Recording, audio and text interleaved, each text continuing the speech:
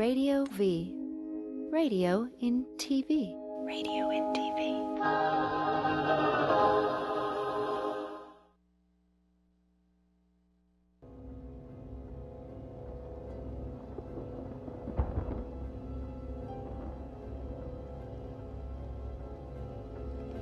Remember, all I'm offering is the truth, nothing more. I'm a relationship hacker. Run up and get touched up, suicide. And all of y'all know my style. I excel, then prevail. Run up and get touched up, suicide, that's it. And all of y'all know my style.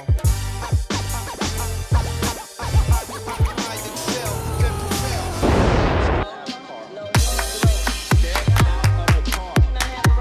I do have a right. Now step out or I will remove you. I refuse to talk to you other than to identify myself. Now if your woman ain't no revolutionary, she'll persuade you to be a fucking slave for the rest of your days.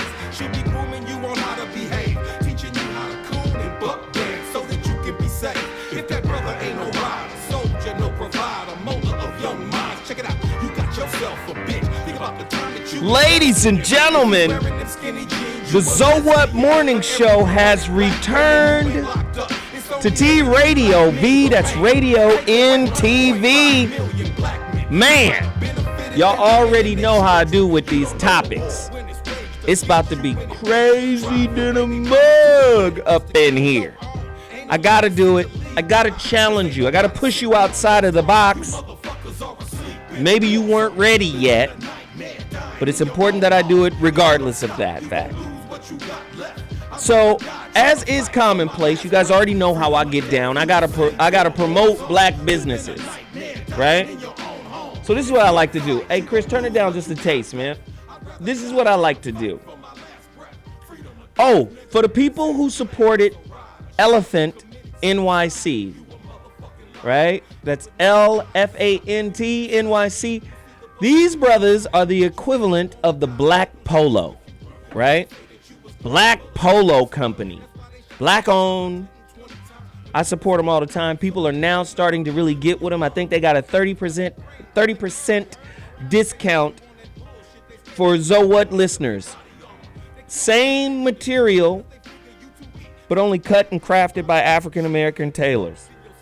Same material as, Polo, Ralph Lauren. I mean, get at these brothers, man. Oh, man, I love these cats, man. Brothers out of New York. People are supporting them now. I really like that. Go there, check them out. Tell them Zoe what? Zoe Williams sent you. And of course, man, they're going to give you a 30% discount. And again, I don't make any money off of this. I just like supporting black businesses. I like to see black businesses doing it. Like Freedom Paper Company. No excuse to wipe your ass with Charmin when there's a black business out there responsible for toilet paper. Where's the website, man? Freedom Paper Company, right there. Black people making toilet tissue? Ain't no excuse for you to use the little cartoon bears to wipe your ass. There's no excuse. Toilet paper from brothers. You don't trust brothers to even clean your own ass, do you? That's terrible, man. We got to continue to support black businesses. Here we go. Arise Hospitality. Again, same scenario as Elephant. Same scenario as Free Paper Company. A black-owned company, Arise HospitalitySolutions.com. They get all of their products from the same place that Staples or Office Max get it. So it's not like, how you have a Mercedes Benz and then a black person made Mercedes Benz. It might be Negro Benzo. I don't know. This is not black people getting second-rate material to build second-rate products. These guys get the same product from, Office Max, Depot. They go to the same place. Same distributor gets these guys their products. There's no excuse for you to go to Office Max or Staples when you can go to Arise Hospitality and buy the same thing. Do we have Veronica on the line? Let's get Veronica in here because I need you guys to support Veronica Conway and Black Mastery. Speak on it, Veronica. Hey, Zoe. I'm glad we're talking about black businesses today because I think that the main reason to be in a business and to be an entrepreneur rather than be an employee is because of your economic sovereignty. And business and entrepreneurship is really the only vehicle for creating economic sovereignty. So I help launch black businesses. I help build black businesses through my business boot camps. If you guys want to, we're going to be launching another business boot camp soon. If you want to check me out, you can hit me up at veronicaconway.com. We can have a conversation to see if it's a right fit. We've taken people from 0 to 4, 5, and 6 figures in really short periods of time. That's what's up. This year alone. So that's what's up. And you're joining us for the conversation as well, right? Yes, I am. Hey, right now, call to action. Go support blackmastery.com. You got to get that neuro-linguistic programming that was created by Veronica Conway, that is hosted by Yanla Van Zant, specifically designed to undo Willie Lynch while you sleep. What? A sister out of the Bay, daughter of a Panther, developed an NLP program that undoes Willie Lynch. What? Yeah, she don't even be mentioning it. It just, just a tool in the toolbox that I've forgotten about a long time ago. Y'all better go get blackmastery.com. Okay? Go to blackmastery.com, download that shit today. Call to action. That's all I'm saying. All right, I'll see you in a minute, Veronica. Hey, real men don't play. Bobby Glanton Smith, call to action. Go to Amazon.com, order your copy right now. Bobby Glanton is in the building, will be on the show today. Go support Bobby G. Also, We Juice, another 30% discount. WeJuice.com. We Juice, we live. And see how we is spelled on the bottle? It's the French word, O-U-I. So we live, spelled in English. We love, spelled in English. We Juice, spelled in French. O-U-I, WeJuice.com, 30% discount for So What listeners. Y'all got to support this, man. I think I got a couple more websites and then we're almost done here. Easy Boy Web. They built my website. Put my website up real quick. This dude look lost like he ain't did this before. Boy, Easy Boy Web, brothers out of Atlanta. They will build your website. They built mine. My website is icy. These brothers can do it. Listen. What page we on? You gonna put me on like a little bullshit page? Put us on the front cover, man. Put us on the home page. I'm just saying. These brothers is tight. Y'all gotta support their movement. Black-owned business out of Atlanta, ran by a brother who ain't nothing but down for helping and working with black people, black folk. No disrespect to nobody else, but black folk need to get their shit together. That's all. Panache Ganache. Okay, we can get off my site because it's a struggle right now. Panache Ganache, sister out of Chicago. She's the female cake boss. And when I say she be building cakes, she's like a building architect. I mean, I seen her do a motorcycle. I mean, this woman is off the chain. She made some Zowut cookies and some Zowut cake in a jar. It was crazy, man. Y'all got to support this sister out of Chicago. PanacheGanache.com is her website. Please continue to support. Now, the final thing that I have to promote is my own book. I put everybody in front of me, but let me tell you right now, I am not kidding. Only 260 copies, physical copies, of the Relationship Dismount are left. I'm going to the post office tomorrow. Because what y'all going to do is wait until they're all gone, and then you're going to be hitting me. Oh, where the book at, and where can I find it? We damn near probably not going to print no more. We didn't print any more of the Rebirth of Seeds. The Rebirth of Seeds are out of print, my first book. We very well may not print anymore. Now, we've been getting rave reviews for this book.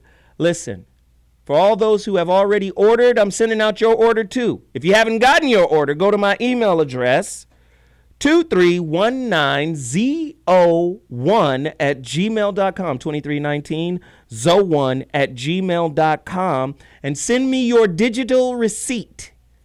And I'll check my files and let you know where your package is, if it has been sent out. If it hasn't been sent out, it'll go out the very next day. Only 260 copies remain. Now, last week I reported there was only 300 copies. Now we're down to 260. Final copies of the Relationship Dismount. You better move now. You better get yours now. And that's what's cracking. We got some folks in the building. I want to give them a couple minutes to talk about their music. It's a young up-and-coming artist. I want to get his dude a little shine, a little piece of time. His name is Grim. What up, bro? Yeah, what up, Zo? Welcome to the show, man. Thank you for having me. Tell me what your music is about. Is it different than all this other stuff that's out here? What? I'm just saying, what separates you from the rest of the clan? Well, I like to think my music is a little different. I call it hush music, you know. Hush. Give me Give that. Hustle until something happens, you know. Trying to inspire people to hustle for whatever they need. So Hush music. yes, sir. As debuted right here on the Zo What Show. Hush music. I like that. Yeah, Give me that acronym one more time. Hustle until something happens. Wow. How real is that? So tell me, you got an album coming, right? Yeah. When is it dropping and where can people get it? We're looking to drop it probably in January or February of 2016. You'll be able to get that on thefament.com. Also on my website, stayinpursuit.com. So. Right. I want to play this one record. I want to play a piece of 2 records really quickly. Did you get the records? I haven't sent them to you yet. All right, well, listen, this is what we're going to do, because I want you to play these records, goddammit. I didn't get the email. Okay, so this is what we're going to do. We're going to take a break. When we come back, we're going to come back into my man's record. Grim got records. I love his records. I be banging them. I don't know if I'm even supposed to have the records, but I done had the records for a while. Just been listening and shit. Y'all don't even know. Anyway, yo, Zo What will be back in a second. Do not hesitate to move now. 260 copies remaining. Relationship Dismount. We'll be back in 2.2.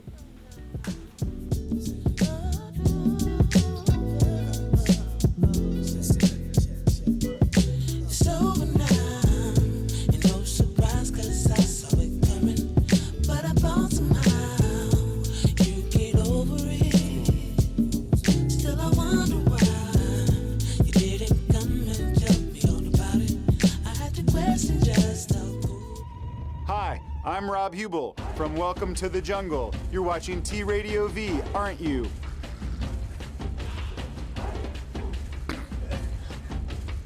Radio on TV.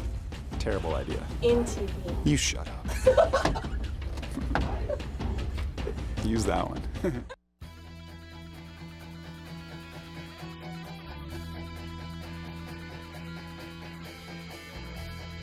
Radio V? Radio inside of TV. Oh my God, I love it. Keep it locked, you are the bomb. Mwah. What better way, I can't think of a better intersection than radio and TV. Right?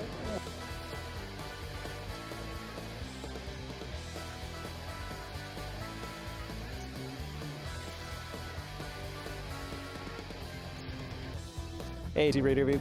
Thomas Sadowski, what's up? T-Radio V. I love T-Radio V. Because we need more kids watching TV. Hey guys, this is Chriselle Stiles. Hi, I'm Stassi. I'm Joel David Moore. I'm Frank Infante. Hey man, this is Richie Ramone. What's up out there?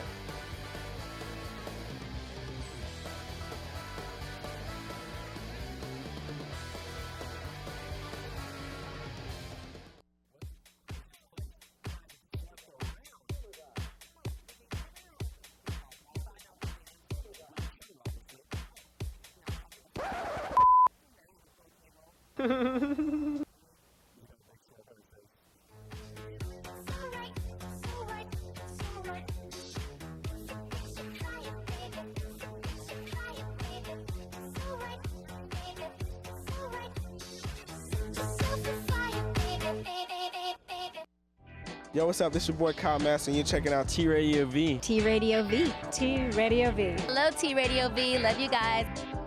Radio in TV. Radio in TV.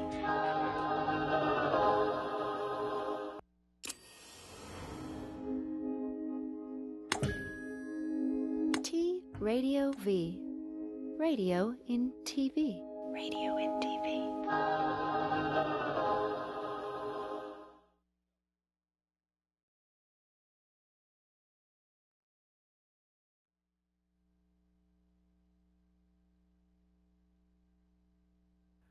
Strong materialistic values also influence our social relationships and thereby affect other people's well-being. Scientists have found that materialistic values and pro-social values are like a seesaw.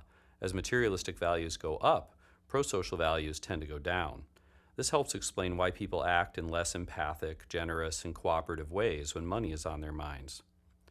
When people are under the sway of materialism, they also focus less on caring for the earth. The same type of seesaw is at work here. As materialistic values go up, concern for nature tends to go down. Studies show that when people strongly endorse money, image, and status, they are less likely to engage in ecologically beneficial activities like riding bikes, recycling, and reusing things in new ways.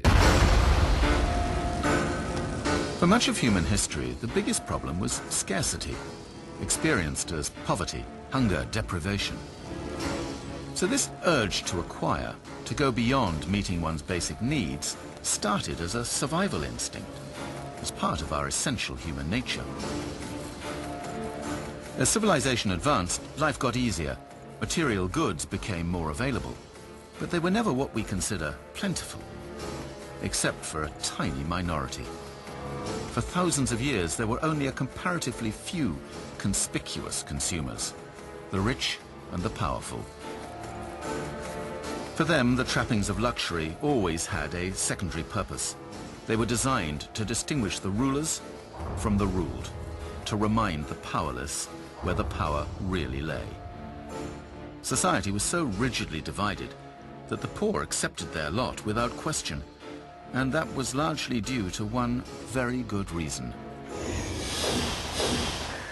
the fear of God. Materialism, self-distraction, selfishness, self-preoccupied. Essentially, we became self-preoccupied. We became preoccupied in trying to validate ourselves, in trying to, in the case of women, men need the power and glory, women need the attraction, because that's the way they're getting their reinforcement. So, but essentially it's all self-preoccupation, it's greed, it's selfishness, because we are preoccupied trying to defend ourselves, attack, get even, block out. These are all preoccupations, stopping us from allowing to be selfless, to live out our true state, because we're now preoccupied with this battle. We are selfish, self-preoccupied, egocentric. So these are natural products of becoming upset, to be so preoccupied and need some self-distraction. People who have all the facilities, through their own experience, now they begin to feel limitation about material value. And people who have a lot of money, but not necessarily happy and deep inside lonely feeling. So then people, you see, begin to look what is lacking. So then, you see, showing interest about our inner value. Although we, it's biologically, human affection, biologically there. We come from our mother. We tremendously received affection from parent, particularly from mother. So in our blood, the seed of compassion, sense of concern of others' well-being. So as the video stepped in for Dr. G, who's not here today, the video set up today's topic. Today's topic is the Get Rich or Kill / Die Trying show. A deeper look into greed, materialism, and consumerism running wild in American culture today.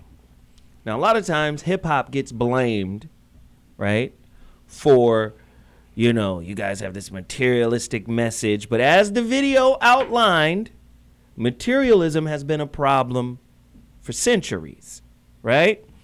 And as the video also outlined, do you feel like materialism has an adverse effect on intimate relationships? Jeff Brown always says when he's here, well, as a matter of fact, welcome back, Bobby G, up in the building. What's happening, man? I was trying to figure out what, who was it, the Dalai Lama? The Dalai Lama. What was he talking about? Bobby, which one? Who's older, you or the Dalai Lama? I'm up there with him, but I don't know what the hell he was talking about. Listen, Bobby is back in the building, but we want to know, has consumerism, materialism, I mean, when we look at hip-hop, that shit is, everybody talking about gold chains, gold rings, you know, you buy these hoes. I mean, can we just keep it real? Has materialism ruined intimate relationships? Bobby, spit that wisdom. Can we get some understanding? I don't think materialism ruined relationships as much as the absence of a sense of purpose. Because, you know, there's nothing wrong with wanting and having nice things, but when they precede intimacy, personal caring about folks and caring about each other, then it is out of order. So it ain't nothing new about people getting excited about having nice stuff, but the emphasis has shifted to the point where it has become more important than people themselves. Wow. Listen, we got artist Grim in the studio right now, hip-hop artist. Talk to me about your artistry, the music, and does your music come across as misogynistic or money-grubbing and hungry? And really, does money just desensitize us to feelings? This is the I don't give no fucks generation. So can we speak to that? I mean, personally, my music is about going to get whatever you need. So, like I said, hustling till something happens. If you're hustling to find love or intimacy or whatever you're hustling for, just do what you need to do to get that. As far as my music or hip-hop in general, bringing us away from intimacy and whatnot, I don't think it does that. I think it's a personal decision for everybody. So for me, I actually need a little bit of love in my life. I don't necessarily need all of the money in the world. I do want to be able to take care of my family, but I would much rather have good relationships with the people who I'm around. That's why I'm a part of a team called The Fam, because we all take care of each other like we're family. You know, so we built the foundation of what we do on the thought that we're all family. But see, let me just say this, man. We listen, on this show, we can keep it hella real. No holds barred, no filter. A lot of the research is saying that humanity is becoming less empathetic, less caring. And then some of the intangible higher values like modesty, honesty, trust, integrity, all that shit's up for sale when it comes to money, when it comes to tangible values, right? A tangible value is my car costs $100,000. Tangible value is my house costs $5 million, right? And when you have that in place, it puts you in a hierarchical kind of space where, you know, you're above some people, fewer people are above you, right? And now we start looking at how we judge our relationships, how we get into relationships based off of the tangible accumulations at the expense of the intangible ones, which have more value. But I mean, I completely understand where you're coming from, and but I feel like it's almost being fed to the community, you know, in overdose at this point. When you got the reality television, I mean, all of the kids, you know, social media. There's nobody's posting on social media, you know, the important degrees or the hard work that they're doing to get to where they need to be. You know, everybody's posting the glamour, the glitz, you know, what they have received from, you know, whatever they've done. There's no message on, okay, I worked hard to get this. Right. Bobby? Well, first of all, I'd like to commend this brother to my left. I just met him, and he goes by Hawk, and then he told me why they call him Hawk. He's one of the few African-American, black, colored, Negro, whatever the flavor of the week, who actually played in the National Hockey League. You know, he played for 4 years, man. Damn. I find that interesting, man. Congratulations. Knock some niggas' teeth out, huh? Oh, my God. I love it. Man. I mean, he looks the part, You man. put a nigga on skates, he gonna hurt something up. Something gonna get hurt up. So props to you for that. But back to the subject matter for a moment. I was in Memphis last week, and there's a real popular rapper out of Memphis. I forgot this cat's name, but he got this song where he said, I go from 0 to 100 real fast. Drake? Is that his name? He's not from Memphis. He not from Memphis. Oh, well, he was in Memphis or something, man. And they just kept playing that song all day long. I go from 0 to 100 real fast. And the more I heard that song, then Bobby rapping. I opened up the commercial appeal to the paper in Memphis, and, right. And he ain't the only one going to from 0 to 100 real fast, because there's about 15 people got killed that weekend. Wow. And so there's a correlation between the music and how people feel about each other, how they feel about possessions, and what they'll do to get them, without any doubt in my mind. Veronica Conway, you know you got to chime in on this shit. Yeah. Yeah, I think so. Here's what I think. I think of abundance as a lubricant. The problem is that in a Eurocentric value system, we get trained and conditioned to have deficit-based thinking. In other words, we get trained that you'll never have enough money. You can never have enough, right? So we're always walking around in a state of needing and wanting versus having, right? That's how they program us, so that we're never fulfilled, so that we're never satisfied, so that it always has to be more. And if you look at all of the programming in the media, it's really geared toward that. And the only reason they do that is so that you'll feel hollow enough and empty enough inside that you got to go buy some more shit that they want to sell you. Wow. And so we have to bust that internal paradigm so that we can be in having and not just wanting. Wow. This is crazy right now. Listening to Veronica is basically telling me, because everything I do, every topic I put together, every show I put together is another angle and a different angle on how we view intimate relationships. So sometimes we talk about finance. Sometimes we talk about politics. Sometimes we talk about religion. Sometimes we talk about race, ageism, racism, sexism, classism. All of these filters are on top of our boy and girl picker. How we pick our woman, how she chooses up on us, and all this shit is in the background. Like if I were to minimize these screens right here, these windows, it'd just still be in the background operating.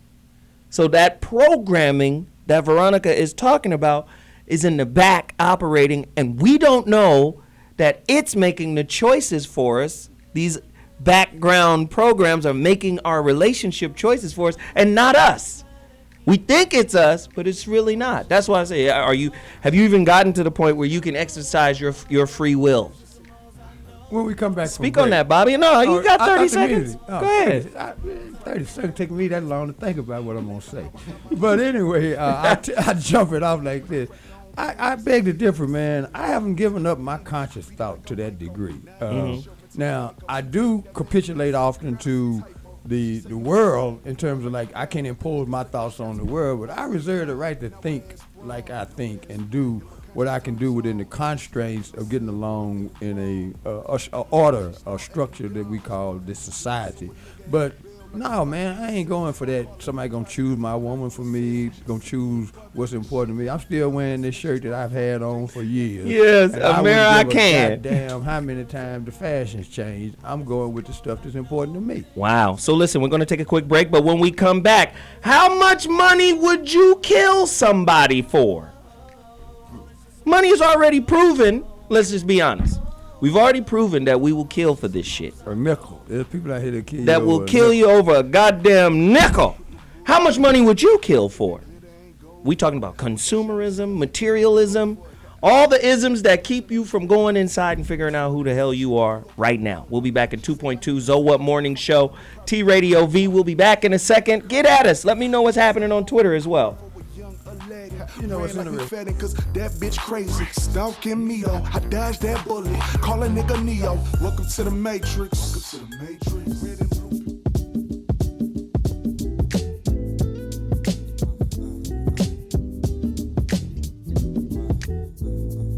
In chapter 10, we talk about the difference between being embittered, embattled, or embittered.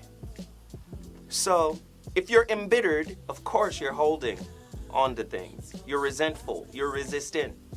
If you're embattled, you're fighting. No, I don't accept that. I don't want that. But if you're open and you're allowing the process to unfold and flower within you and beyond you, you have an opportunity to become embittered. And chapter 10 goes into detail on how to stop being embittered, how to stop looking for the win by being embattled, and how to evolve and expand to a space of embitterment. I mean, it's an incredible work, man, and I'm excited about it.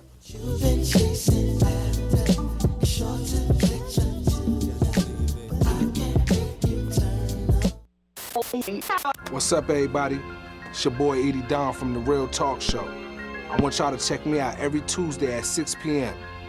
Real life, real music, real sex, real everything. It's a real world.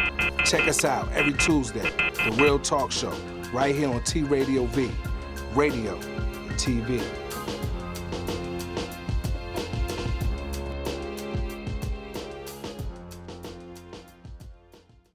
What it do? Is your man Money B from Digital Underground asking everybody to check out the Going Way Back Show, your home for classic hip-hop, raw and uncut. Join me and me, DJ Always, as well as Ty Teasy, bringing you the old school new news every Tuesday, 7 p.m. Pacific Standard Time, right here on T Radio V. That's right, radio in TV.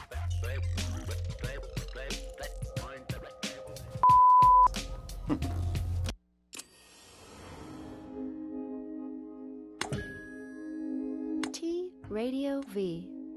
Radio in TV. Radio in TV.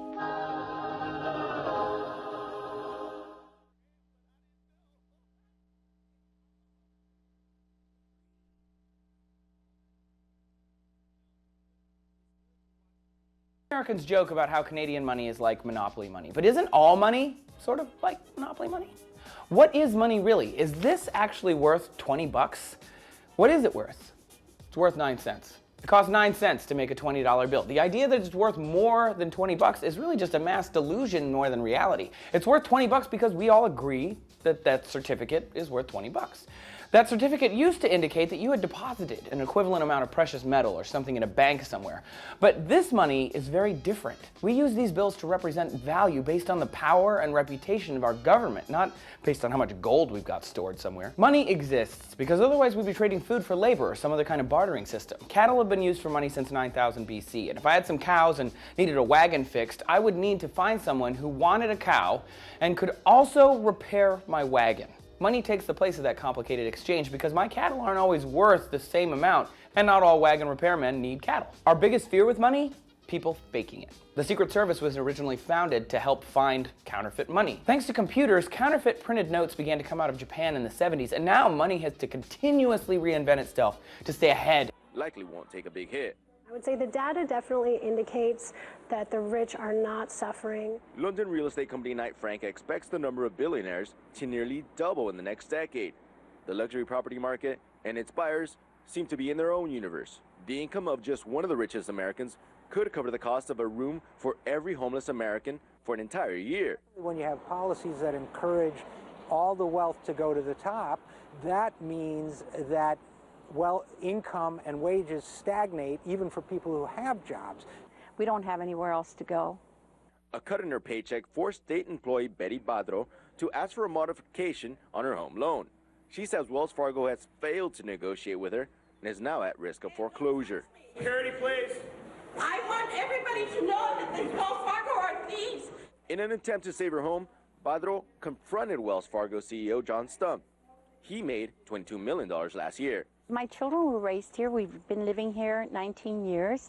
This home means everything to us. It's the roots of our family. Headlines of a housing recovery mass that investors and hedge funds are turning foreclosed homes into rentals and securitizing the rental income.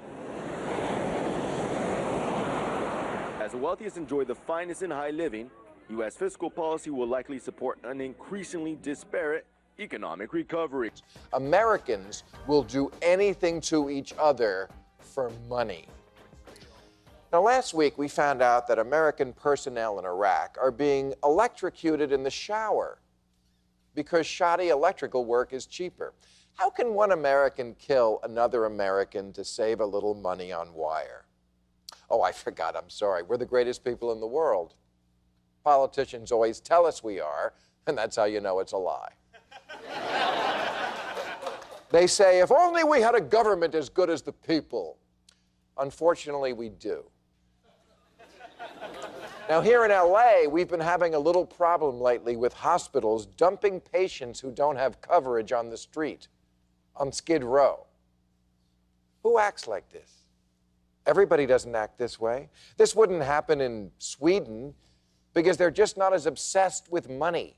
I can't imagine ABBA putting out a record called Get Rich or Die Tryin'. Does materialism help, right, develop materialism, greed, capitalism? Does it help develop an overly narcissistic attitude? Listen, in America, you don't have to be on a basketball court or a football field to be a competitor. We're taught to compete in every aspect of our existence here in America. Now, what bothers me is that people born in the fishbowl don't recognize the borders. They think, this is my world. They don't know it's a fishbowl. They see it as the world. They see it as their reality. So my question is, stepping outside of America, trying to stretch your beliefs here, are we in like this toxic little fishbowl of narcissism, selfishness, and all of these different social constructs? Do they contribute to the fucking poor showing of our relationships? How much would you kill for Arana Lopez joining us? Hi, how art thou, folks? How much money would you kill for? No money.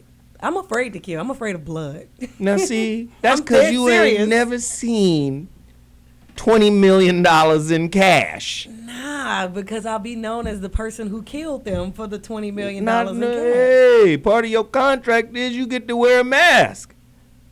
Am I a contract killer? am I hired? It's $20 million, ain't it? How much money would you kill for, Bobby? I would kill for free. That's what I'm talking. There we go. Bobby said, I kill somebody for free, goddammit. I wouldn't kill nobody for money, but I would kill for free, though. Woo-wee. I like that, Bobby. I got to really not like you to do that. I got to really think about it, right? Grim? I'm kind of on the same line with Bobby. I think not really a price, but it depends on what type of situation I'm up against. If I need to feed my kids or get my grandmother some help in the hospital, I may be more inclined to knock somebody's head off. Just why so politically correct? I'm just saying, just tell me the truth. Would you kill somebody? How much money would it take? You must need somebody dead. No, hey, am I looking for contract killers now? No, I'm just asking. Because a lot of times we listen, this is a bullshit-free zone. Y'all can say what you feel. Okay, I'll jump. There we go, Bobby. Thank you. The reason I would kill for free is there's something worth killing for.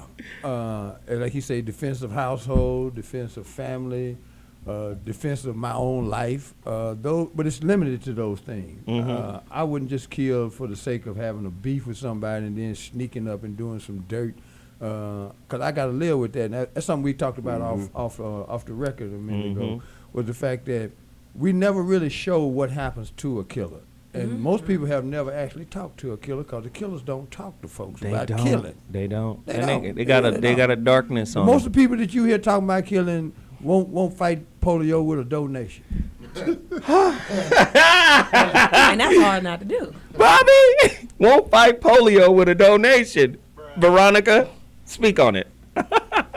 Yeah, I mean, I agree with Bobby. The impact, my dad's been in prison for 45 years, and so he's around a lot of killers. And when I go to visit people in the when I go to visit him in the penitentiary, I'm very aware of just that energy of the negativity that killing and violence brings. So I'm kind of with Bobby on that. I think that there's a huge aftermath in terms of killing, and so therefore I wouldn't engage in it for any price. That's good shit. Listen, we do a couple of relationship shows across the city, right? Arana and Veronica are on my other show, The Voice of Reason, on Dash Radio. You can get there by dashradio.com, or you can download the Dash Radio app. On that show, it's the opposite of this show.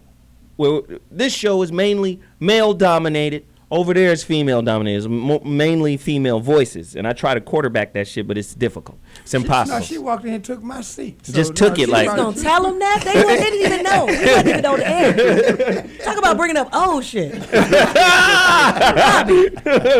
But I will say this. I will say this. When we're discovering and going into depth on these relationship topics, you see economics and capitalism creeping into every fucking discussion. And that's just what the fuck it is. So my question is, we're living in a society where, number one, they've taken narcissism out of the DMSR. I think that's how you pronounce it. DMSR or DSM or DSR? DMSR, whatever, dance, music, sex, romance, Prince record. You know what I'm talking about. The damn crazy people book with all the crazy labels in it, right? For craziness, for mental illness.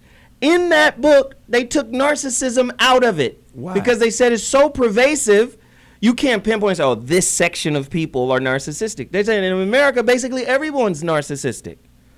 So look how that, listen, I'm just saying, let's connect the dots between materialism, consumerism, because just like a fat person who feels some type of emotional charge from eating a fucking half a gallon of ice cream because they felt bad, some people have to consume, have to spend, have to buy shit in order to fill that hole. Hello, iPhone. It's called the iPhone because it's about us. Ooh. Selfies are popular because we want to take pictures about ourselves, with ourselves, to show everybody else, hey, this is me with myself and I'm awesome. But it's Bobby? If people went back to work at something, and that's not to say that people aren't employed, but there's a difference between working at something and being employed, then this would be less of an issue, because you get a greater sense of accomplishment when you're working toward a goal, when you're trying to do something that becomes a part of your legacy. So once we remove words like legacy and accomplishment from our day-to-day discourse, then you end up with narcissism and I this and I that, because that's the only thing that makes people feel good is an attention that they draw to themselves as opposed to being known by their reputation. And that's maybe a generational thing, but that's where I sit on it, because I don't really see all this need to. I tried to take a selfie and couldn't do it because I ain't had no practice. And then when it didn't come out right, I just said, okay, I'm going to get somebody else to take my picture. You know, but it's like, what in the hell is this shit all about? You know, because when you talk about consumerism as a theme for this show, man, I came here because of that, because I see the impact consumerism has not only on my people, but on our nation, and how it's got folks at each other's throat over somebody else's money. The goddamn shoes. Stupid, man. Goddamn Jordans. Michael Jordan made more money. They about $200. The newest report came out and said Michael Jordan's Jordan brand made him more money last year than he made in his entire NBA career. Really? Just last year. That's crazy. That's some bullshit right there. They needed to add to that how many people got shot, stabbed, and robbed over a pair of damn tennis shoes, man. But see, this is what I'm saying. Where there's materialism, where there's overconsumption, there has to be a lessening of respect, of empathy, because it puts you in an individualistic fight or flight. Money puts motherfuckers in a fight or flight mentality. It definitely. But you know, it is some distinctions though, because there are certain people who will rob to feed their family. Then you got folks that would jack you for some Jordans because they think Jordans are worth more than money. Or worth more than you. You know, and I'm like, that's some other strange shit going on right there. Veronica? Yeah, I want to speak about it sort of more strategically because I think that the problem is that we've been trained as consumers. We've been trained as the owned versus the owner. And so we behave like the owned still. I did an interview with Dr. Randall Pinkett, who was the first black winner of Celebrity, of the, not Celebrity Apprentice, but The Apprentice.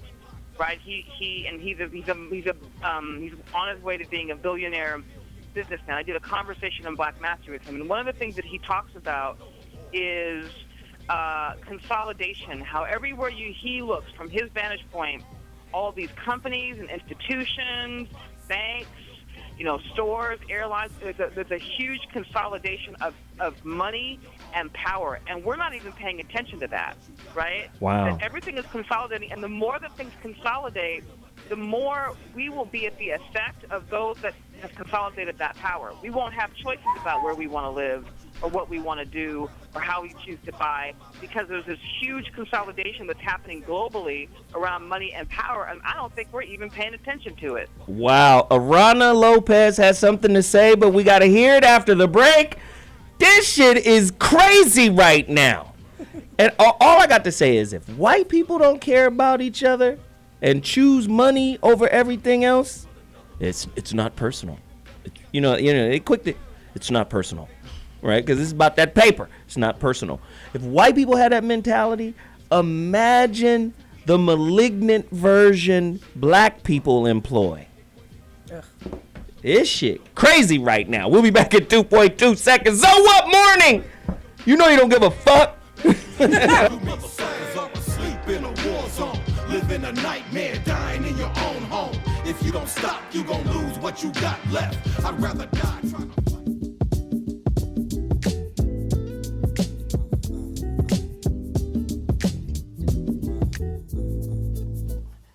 Everybody knows that relationships, when they break down, can be extremely hurtful, disappointing, frustrating, and the Cocoon was, the concept of it was created from a poem I wrote called The Human Chrysalis in my first book, The Rebirth of Seeds. And what I explained was, when you break up with someone, you need time and space to kind of flush out and process all of your feelings, all of your attachments, your evaluation of yourself, your evaluation of your partner, time to almost take inventory of all of the things that you are accountable for. So in chapter 3, the Cocoon is designed for you to go inside and work out these, particular problems or issues and not only work them out, but actually take ownership of them before you jump into something else with someone else. So we wanted to create this space of healing, this space of kind of internal inventory before moving into the next situation with unresolved relationship debris. You gotta let it go. There's a better day waiting for you. Hey geeks, wake up! We got big news. I'm not gonna mumble this time. Geekscape, the long-running movie video game. Let me do one more. Hey geeks, we got big news! Geekscape, your favorite show about movies, video games, comics, and TV, is coming to T-Radio V Monday, October 6th. And it'll be on every Monday from then on, 7 p.m. Until the apocalypse happens, we're all eaten by zombies.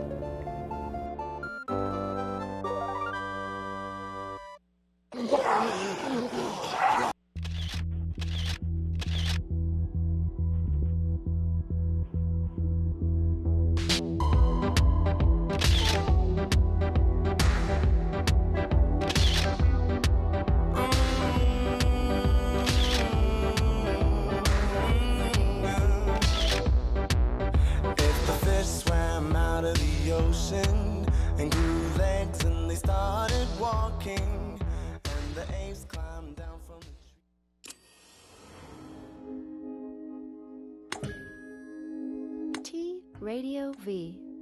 Radio in TV. Radio in TV.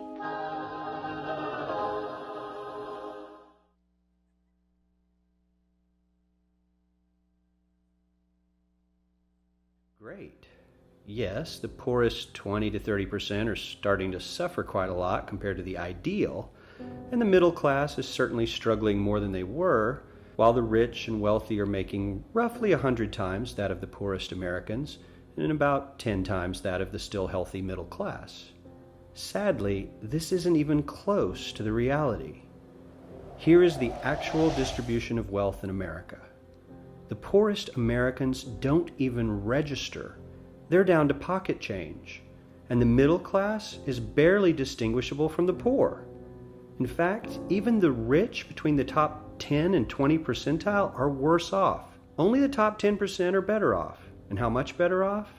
So much better off that the top 2 to 5% are actually off the chart at this scale. And the top 1%, this guy, well, his stack of money stretches 10 times higher than we can show.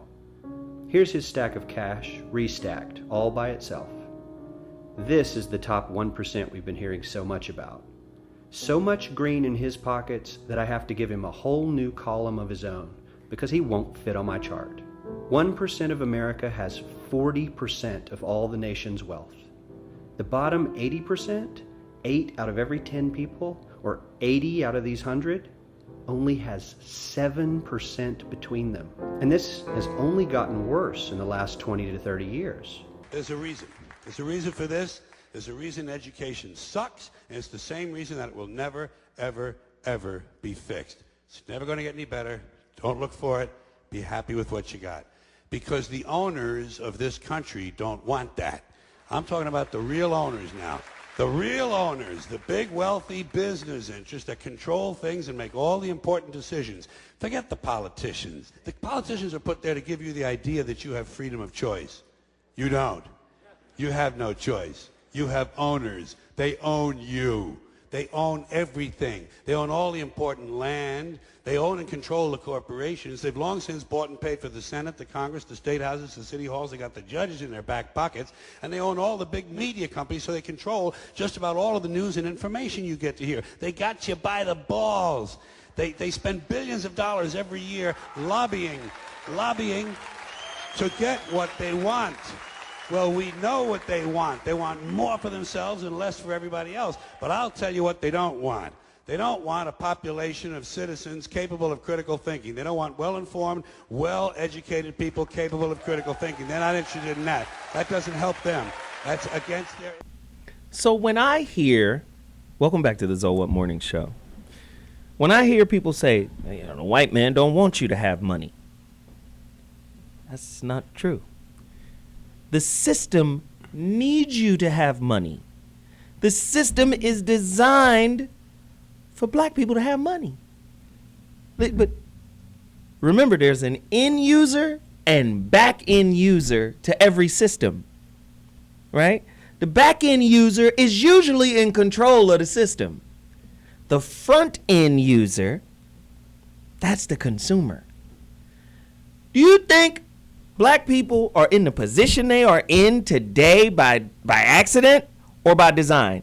And if by design, doesn't it make sense that black people spend more money than anybody on planet Earth?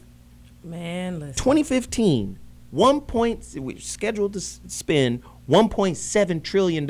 That's more than some of the richest countries in the world. So by design, you got bread, but it's disorganized, diffused bread. You understand what I'm saying? Does that make sense? Bobby? It sounds wonderful and logical, but this is an illogical situation because we all come into this world with certain faculties, and whether we use them or not is solely dependent upon us. Because nobody just put a gun in our head and said, think this way. And even if they did, we had the ability to say, you know what, maybe I want to look at this differently. Uh-oh. Because the bottom line is, if they gave us reparations tomorrow because of the way we think, within a year, the liquor companies would have a surplus. Wait a minute, Bobby. The Mercedes companies would have a surplus. The people who make gold would have a surplus. All of the stuff that we spend money on, we just spend more money on it if we got reparations tomorrow, because it didn't come with no instruction. It didn't come with a redirection of our intellect. So we have to, first of all, kind of just reprogram ourselves before we start asking for reparations or anything like that. 'Cause we got to think differently, or we'll end up in the same spot we was in before. I think that's very true. I think that's true.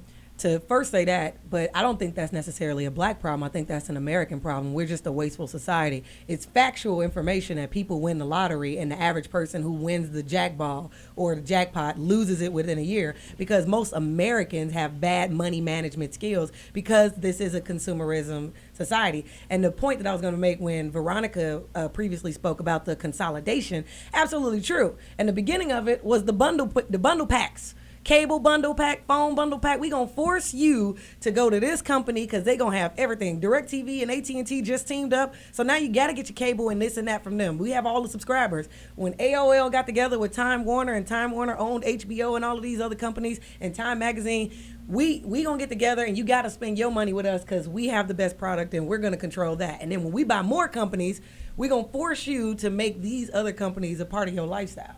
You pay attention in school. Hey. Yes, she did. Go ahead, brother. I think that, that we are, like my man said, I mean, the funds aren't coming with an instruction manual. So when it's just like these younger athletes that go into the NFL or the NBA, and they come from, the inner cities where, our families may not be, as educated or as mindful with their finances. They go to these universities, they get these scholarships for free, they get treated a certain way, and then they go to the NBA or the NFL and they get all this money, but they don't know how to manage that money. I'm sorry, the gold shoes at the draft and all of that, I'm not really, that doesn't impress me. And that's what they feed you through the media on the draft day. You know what I mean? Wow. You're getting, you got cats that got on $10,000 shoes. Wow. But they came from a household that might not have had that in 6 months. Wow. Veronica and then Grim. Yeah, I mean, I really think, again, it comes from not having anything. In other words, we have to remember that it's only been about 50 years since we had access to anything. Before that, we were sharecropping, right? Before that, we've never had anything. We haven't owned anything. And so what they've fed us in terms of giving us a little bit of something that has us feel like we have something, right? It sort of satiates us. I've been a deep student of reparations, and I've interviewed Charles Ogletree that headed up reparations. And one of the things that they're talking about down in the Caribbean with reparations is that, because the Caribbean is going after reparations from the Crown and Europe and a bunch of places. But one of the prime ministers down there said, we cannot accept reparations without retraining the mindset of our people, because we're so wounded around our psychology around money and spending that if we got reparations, we wouldn't know what to do with it. Because, like we talked about consolidation, all these companies are consolidating, but we as black folks aren't consolidating with each other about how to become an economic collective force around money. We have to consolidate with each other. Well, let me do this. I respectfully and humbly disagree with mostly everybody on this issue. You would. Starting with what Bobby said about nobody held a gun to you. Well, maybe they didn't hold a gun, but they held a whip. Maybe they didn't hold a whip, but they held a gavel. Maybe they didn't hold a gavel, but they held the municipal code of ethics. Right? Where in some states it's still illegal for a black man to have a dog. So what I'm saying is you cannot marginalize social engineering and the programming that goes in it. Now, Elijah Muhammad told Malcolm, better be careful of that one-eyed devil, talking about the TV, talking about the media. The media will amplify a message and get it to the world in an instant. And it shapes minds and it shapes reality. So we can't marginalize enough. We really can't marginalize enough. It's on us to just wake up out of this slumber. Wait a minute. In order for you to wake up out of your slumber, remember what we talked about earlier today when I set up the show and I talked about the different window panes that are up right now. And when you minimize this is all in the background. This is all in the background, still running, still operating. Like this is what my book is about. Where do your choices come from? Because a choice is not created by you. It is presented to you. Come on, advertisement. No, and I'm talking about within a system. It doesn't mean you don't have the capacity to create your own choices. But if you've been, by default, programmed to choose from what's been presented, it takes something in you or somebody around you to go, hey, you get to make your own choice. This is why I go back to that movie, The Network. Was it The Network? The Facebook movie? Social Network. The Social Network. When you see fucking Mark Zuckerberg and them guys and the two twins coming into the counselor's office saying, hey, he stole our idea. And he said, make another idea. That's what we do here at Harvard. We put the rest of the world to fucking work. We create the shit for them that they got to, work to get to, right? We present the choices. If you're not creating your own choices, you don't have any power. Bobby? Well, you said at the very end, the most important part of your dissertation there, if you don't think for yourself, then somebody else will do the thinking for you. But in the event you got the balls and the temerity to think for yourself, you have a chance to change the course of history. But that's a big stride right there. That's a huge one. You got to have cojones to go ahead and say, you know what, I'm going to do this. That's why Al Heyman, I started talking about Al Heyman years ago. I wrote about him in my book, Real Men Don't Play, and that's why he's on 7 stations right now, 200 fighters, and controls boxing. Now, De La Hoya suing him, Bob Arum suing him, and they got to sue him because he did what was inconceivable. He took over something that they said couldn't be taken over, the fight game. But you can't turn a station on now and not see one of his fighters every week. Wow. And it's because he did not settle for the narrative that I can't do this. White men are human beings, just like everybody else. They make mistakes. So when it comes to the narrative, who controls it, that's who runs the game. So if you don't like what's playing on that station, change that motherfucker. Or create your own fucking station. Listen, we'll be back at 2.2 seconds. The So What Morning Show is crazy!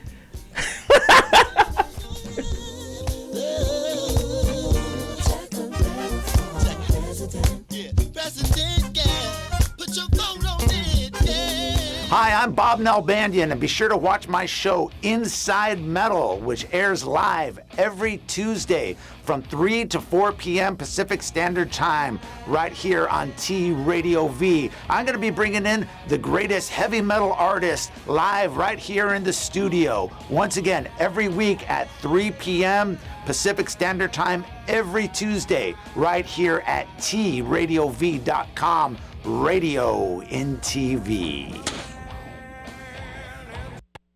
Yo, what's up, y'all? This your boy Crazy Bone. Man, I'm the bum Keith G, man. And whenever you sitting at home and can't shake the monkey off your back, then just know every Wednesday from 7 to 9 p.m. you can tune in to the Quick Fix and get your fix on, man. Right here on TRadioV.com, baby. Radio and TV. So how they gonna see us on the radio then? Radio, I don't know. Or is it TV and radio? But it's one of them. I gotta figure this radio and TV thing out though, bro. I don't understand. I'm gonna tell my mom how she gonna see us. Get it together. Radio V. We're back. It's Politically Naughty with Mary Carey on TRadioV.com. I don't feel like it would be as big of a deal these days if You'd be surprised. The most powerful weapon in the world is This is a no-holds-barred conversation. So anyway, everybody started drinking my bathwater. I loved it. That is amazing. Kitten, you need a movie about your life. If Maybe- Mary Carey was governor, we wouldn't be having these problems in America. Exactly. I know. Get Politically Naughty with Mary Carey, Mondays at 4 p.m. on T Radio V. Hey, my fellow thoughters out there. I'm Charles Shaughnessy. Check out my new show, Here's a Thought, with Charles Shaughnessy, August the 7th, 3 p.m. PST, right here on T Radio V. Now, you know I have a lot to say, but I want to hear what you have to say. So tune in, grab your phones, call me, tweet me, email me in the studio, and let's get this conversation going. Here's a Thought, starting August the 7th, 3 p.m. PST, right here on T Radio V. That's radio in TV.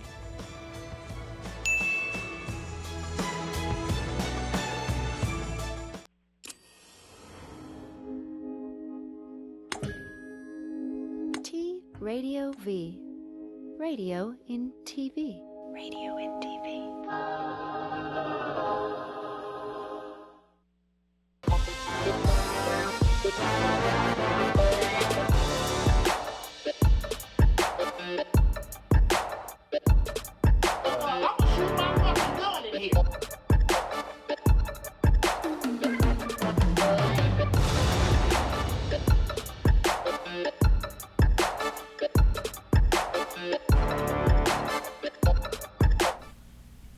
Hello there, folks. This is Arana Lopez checking in. Shout out to Jeff Brown. I am here in his absence to give some of my ignorance on today's topic.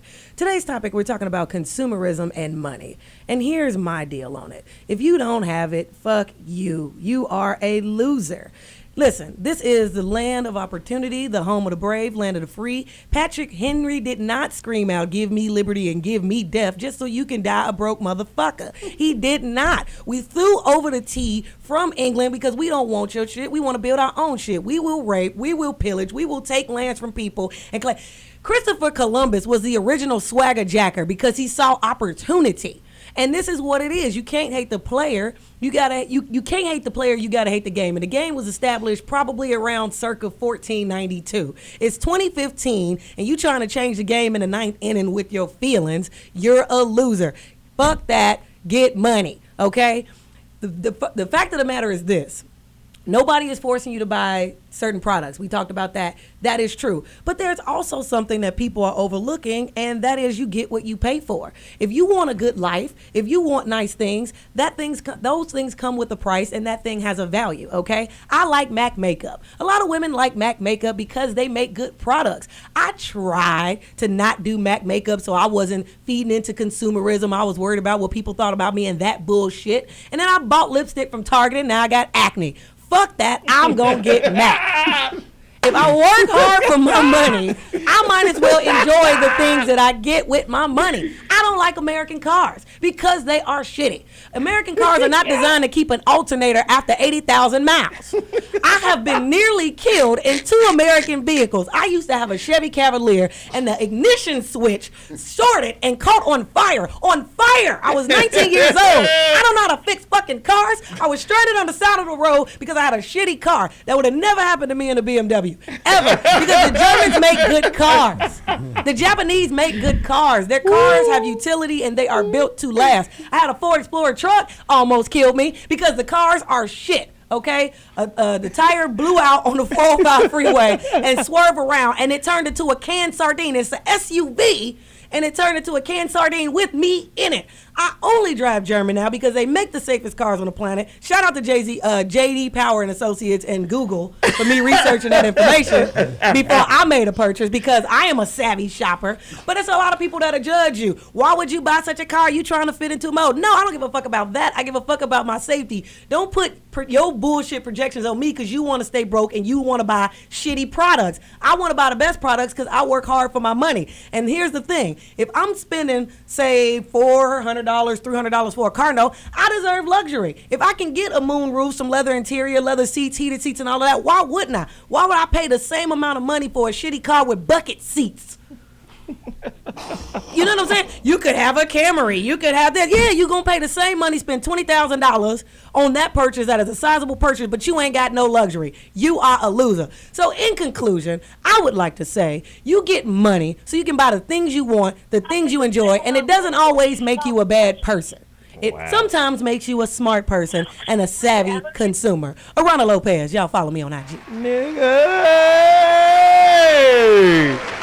Yeah, I like that little intellectual rant. Cause it's true. Listen, that's fire. I love it. Do you know how hard you got to work to ruin a BMW transmission? Do you understand how negligent you have to be with that car in order to break that car? But how many cars then transmission then slipped on you? But here's the inverse of that. Okay. When you go to Europe, there's a lot of places in Europe, Switzerland, Denmark. Yeah. These motherfuckers are serious about the preservation of life. They care more about living, about people. They have different policies in place.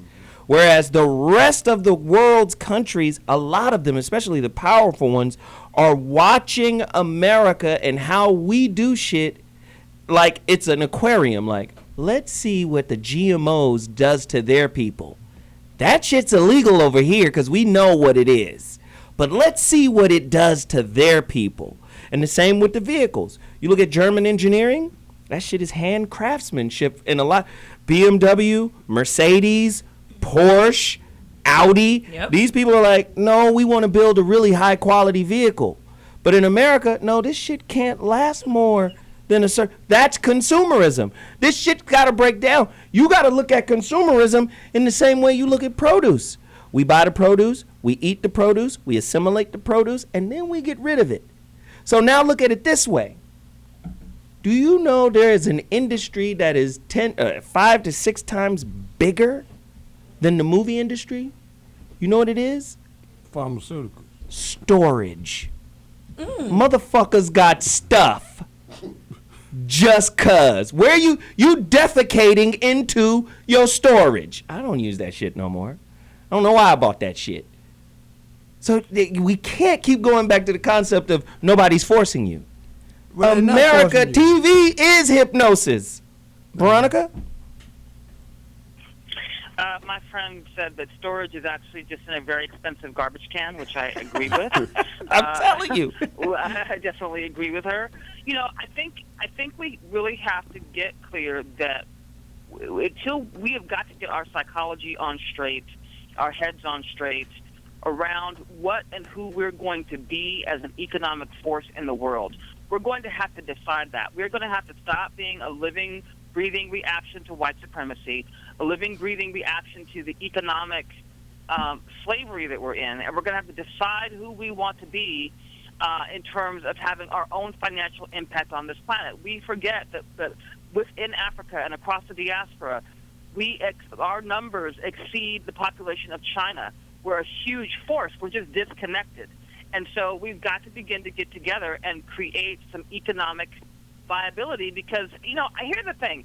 I think if we decided to win the money game, if we just made a collective decision to go ahead and win it, it would kind of be game over. We just never come to that conclusion. Wow. We never come to that. We never decide. Bobby? In my recent travels, I was in Newark, New Jersey at what was called Summit 2. And first, people need to get their heads around Summit 1. Summit 1 was in 1967 when Jim Brown, Muhammad Ali, Bill Russell, Kareem Abdul-Jabbar, all these brothers rallied around, on the surface anyway, Ali's right to dissent against the Vietnam War.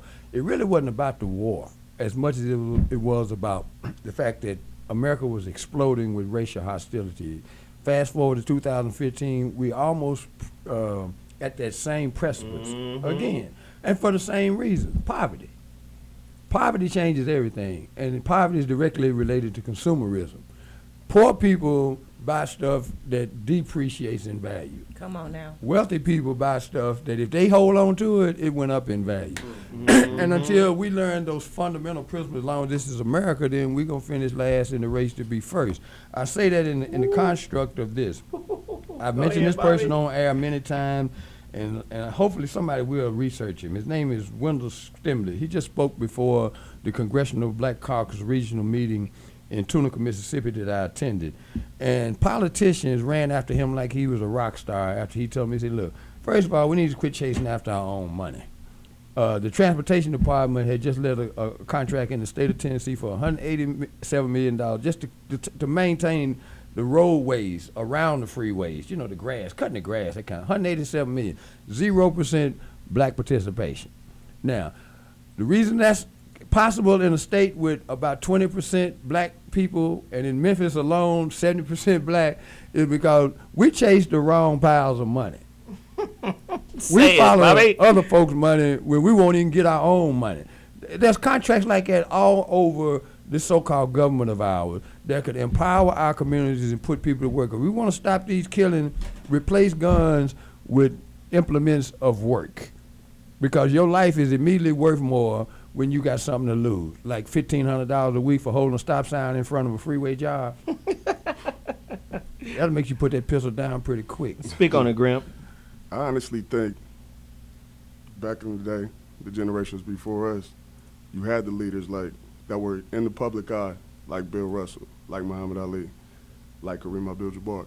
If you look at the athletes now, if we're just going on athletes, I feel like a lot of them are just scared because of their image. They're scared to say what we all want to hear or what we all need to hear, so that we can start from the younger people and move up and teach them what they need to know. As far as, okay, spend your money this way, or go get your money this way. You know, when we had the unity in a front for everybody to see, where people could relate to them because they were our leaders and they were celebrities, we had something to follow, or y'all had something to follow. We don't really have anything to follow anymore because everybody's scared to say what's really on their mind or what's really going on to preserve their image. So, real quick, Joe, give me 60 seconds. 60 seconds. You're going to have to be one of those folks, and you're going to have to be one of them. She's going to have to be one of them. We ain't got time to wait on them. Yeah. They're going to have to emerge out of their own volition, and there's some good news. Ray Lewis accepted the torch of social responsibility from Jim Brown in Newark a couple weeks ago, and within a month, I'm going to have some incredible news about just what you're talking about, some youngsters that are very well known, high profile, that's going to do the kind of things that were done in 67 and before. Wow, good stuff. Listen, we got to take another quick break. The Zoa Morning Show is designed to stretch your perspective. We don't care if you agree or disagree, but we're going to push the envelope, continue the dialogue, continue the discussion every Monday. Because I get to hold the microphone. I'm out here tripping right now. You understand me? No, you macking. Anyway, we get to turn up like this. We want to hear from you on Twitter. I'll respond and maybe even read some of this stuff on the air. Get at me, at Zoe Williams. Today's topic, get rich or die trying. It's crazy. Consumerism, materialism. Is it running amok? We'll be back in 2.2. Could you keep that pussy tight, I bet you thinking hell yeah, fucking right, That pussy bomb like Hiroshima, That shit get wet as Aquafina, That thing'll make a nigga. I'm Laura Samoza. I'm Sterling Gardner. And we are Between the Sheets every Monday here, 3 p.m., TRadioV.com. T-Radio V. That's right, it's T-Radio V, radio in TV.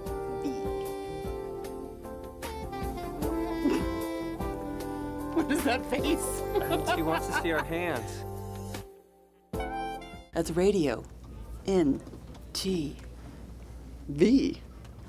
Wah, wah, wah, wah. We're not a couple.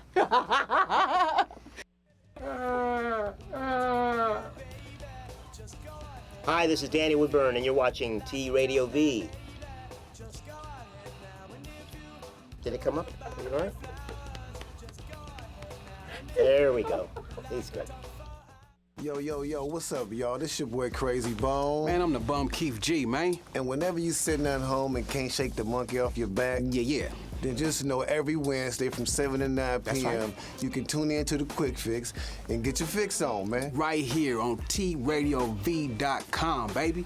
Radio and TV. So how they gonna see us on the radio then? Radio, I don't know. Or is it TV and radio? But it's one of them. I gotta figure this radio and TV thing out though, bro. I don't understand. I'm gonna tell my mom how she gonna see us. Get it together.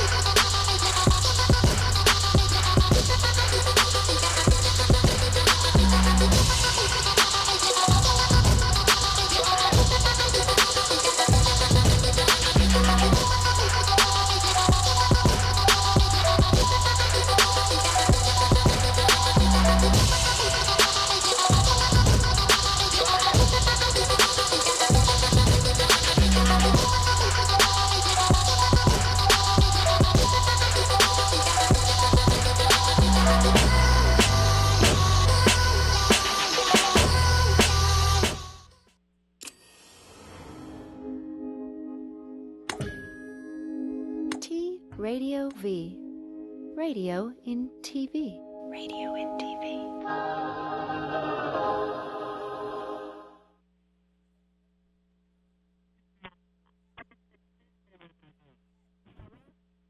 The commodification and exploitation of people has always existed, but it was capitalized by Frederick Taylor and his theory of scientific management. In the late 1800s, Taylor complained that workers were lazy and can produce exponentially more by tough management. He studied the motions of workers to find out how to increase their productivity. It turns out that if an employee performed the same task over and over, then he could manufacture more product. Anyone who refused to conform to Taylor's methods were fired and had their wages reduced. Soon, a new class of managers emerged, while the highly experienced labor force was transformed into unskilled workers. It was Taylor's belief that all would be benefited by his methodology. To his surprise, with the increase of productivity and profits, the workers' wages were stagnant and even decreased.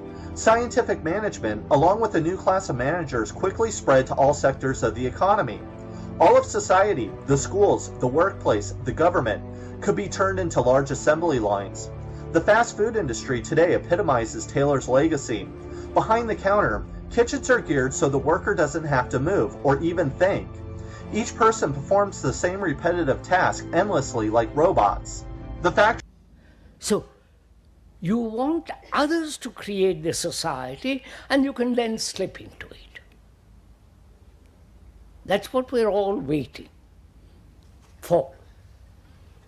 Few struggle, work, create, and refuse to enter into this rat race. And the others say, yes, after you have constructed that, what you think is the right society, then we'll all join you. But we don't do it together. That's the whole problem. Right? If we all had this, not idea, the fact, that to spend our life from 9 o'clock to 5 o'clock, probably before that, every day of our life for 60 years and more, we would do something about it. Talk. Give me a martini straight up with 2 olives for the vitamins.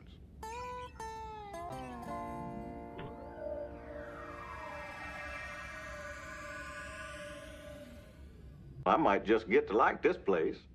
Let's see if the Braves are on. How do you cut on this TV? TV? Yeah, the boob tube. I believe he means television, sir. That particular form of entertainment did not last much beyond the year 2040. Well, what do you guys do? I mean, you don't drink and you ain't got no TV. It must be kind of boring, ain't it? That's what all this is about. A lot has changed in the past 300 years. People are no longer obsessed with the accumulation of things. We have eliminated hunger, want, the need for possessions. We've grown out of our infancy. 2 seconds. Yo, look who just fell into the building. The leader general of the 5150 Nation and Army has just showed up to weigh in on materialism, commercialism.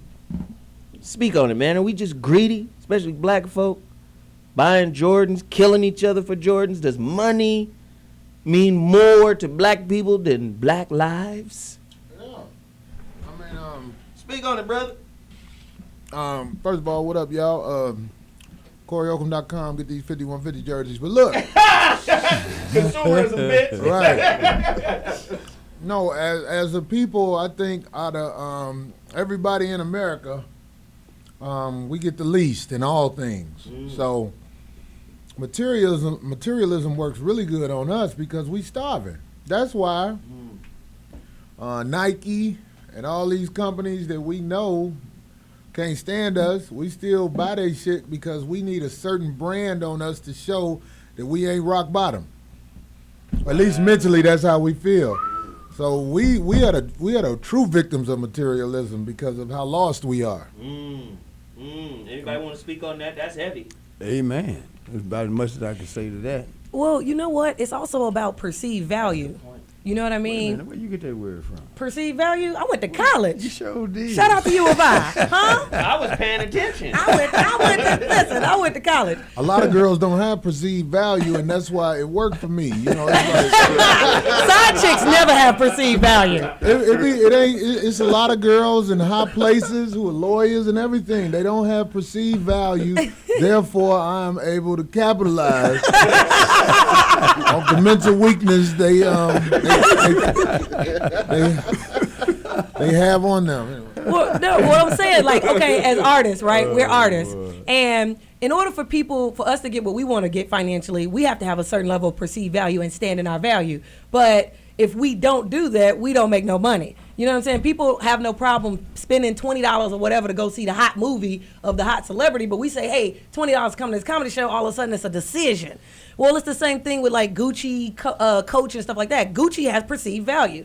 They purses are $1,500. Now, do you want this purse or not? You can't come to Gucci like, I got 45. Why your purse is so high? You ain't gonna say that to them. You gonna shut up and you gonna get them $1,500. And if you don't have that $1,500, they gonna say, well, go to the Coach store. Well, wait a minute. That's a good point. But who establishes what is valuable? The consumer or the creator of the product? Speak on it. I think the creator of the product definitely establishes what is valuable and how much the value is. And the consumer either has to play ball or not. You know what I'm saying? And that's what I'm saying. Like, as artists, it's important for us to stand in our value because we set our value. But if we keep letting people nickel and dime us, well, now can you do it for free and can you do it for that? Then we let them determine that. But that only works in the consumer world. We understand consumerism when it comes to products, but we don't even understand it in our own lives. For instance, like, take it out of the artist world. You work in a job. That's consumerism too. You accepting that $9 an hour because you think that's what you worth because somebody told you that's what that job pay and that's what you're going to get. So you lean into that and you take that $9 an hour and you're like, well, this is what they said I get. I don't aspire to get more than this because you're not setting your own value. You just taking what you're given. Just like with Gucci purses, with the artists, there's a lot of clutter. Therefore, the value goes down on a lot of things. You really got to stand on what you say when you say, I am valuable, or you will wind up in the clutter because there's a lot of Gucci purses on Canal Street, goddamn it. Motherfuckers, there's not 1,500 nothing. Say it, Corey, say it. I like nice things, okay, and Jordans hold up for me. You know, some Nike flights may not hold up the same for me. I mean, the way I like to say, I like quality, you know, over quantity. You know. But what about quality over consequence? And the reason why I bring that up is because this is well known that Jordan's brand, also Jordan takes that money and then reinvests into private prisons. Right. So quality over consequence, where the consequence is really predating on your community. Completely understand. Can we speak to that? No, I definitely understand. That's a hell of a point, though.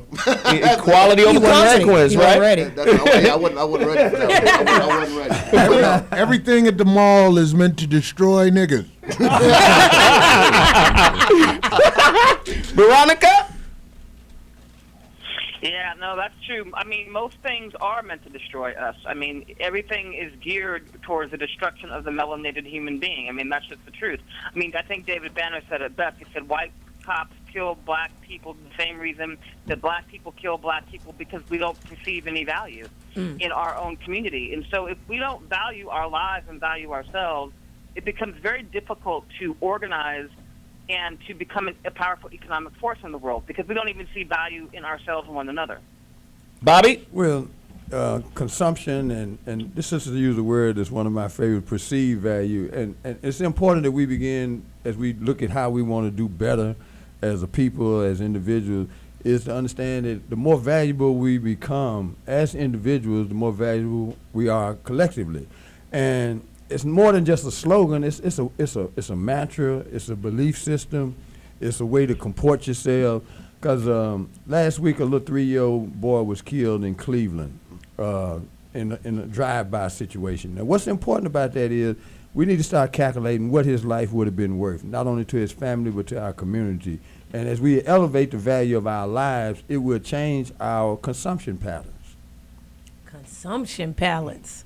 Look at you It's kicking true, though. vocabulary. I got one. No, but it's true. When you look at what we buy, now we got to start asking the question: what do we value as a community? We already mentioned Jordans. What else do we value? And why is but why is it valuable? You know, is there a purpose for what we purchase?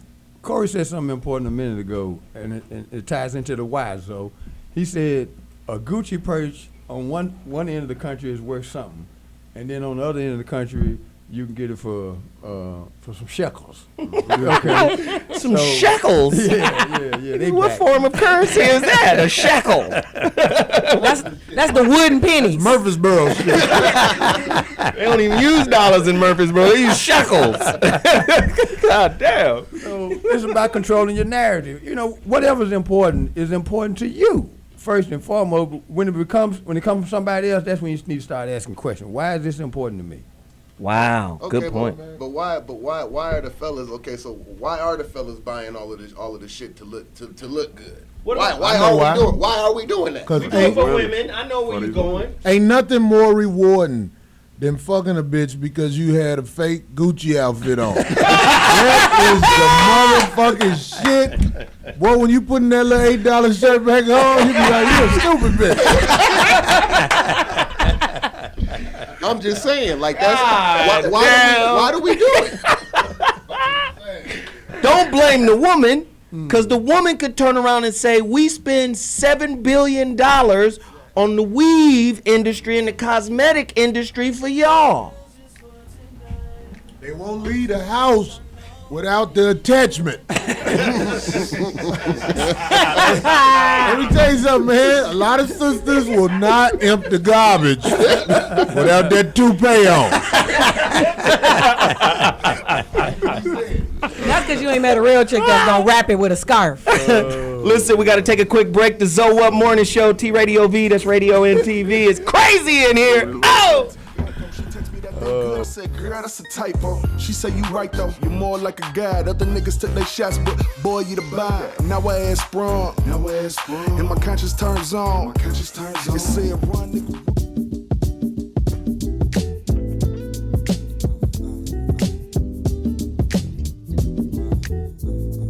Relationship Dismount is a book that I created. It's a breakup and makeup book. But what's interesting about this particular book is I used gymnastics to come up with a concept based off of sticking the landing. Everybody knows that in a gymnast's routine, one of the most important and crucial to the success of that routine is how they end it, how they finish it. And I decided to come up with the concept of relationship dismount using this metaphor. Sticking the landing, how you end it is how you begin it moving forward. So we wanted to take that metaphor and really expound on it in the context of intimate relationships.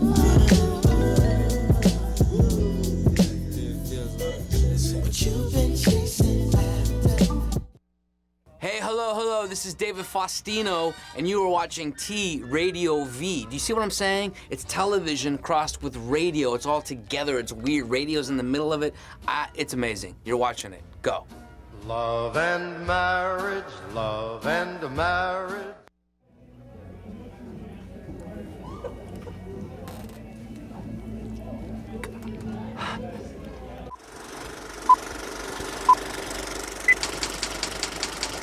Brad is actually here right now.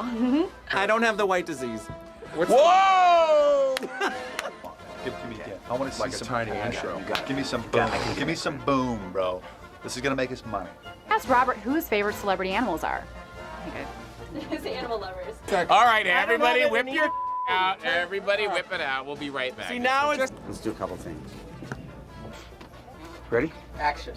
Or who may be monsters! performing. Monsters! You. Oh, that means me. It's gonna take the unreal mind. To be honest with you, I like being down there a little more because my head was. Candy corn monsters, boom! Hi, I'm Kristen Renton, and I don't know what I'm saying. We're just with World Animal News. right? Here we go. Oh, I'll just. It's not a real wall. I mean, unless you fake it. I had a contest on night calls and they were all peeing everywhere. Everyone's like, can I get another Diet Coke? Yeah. We want to do more. Hey, what's up? I am Scott. And I am Ken. We are not the Chemical Brothers, but we are the Crystal Method. And you are watching T Radio V.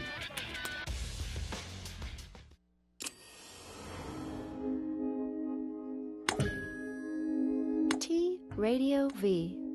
Radio in TV. Radio in TV.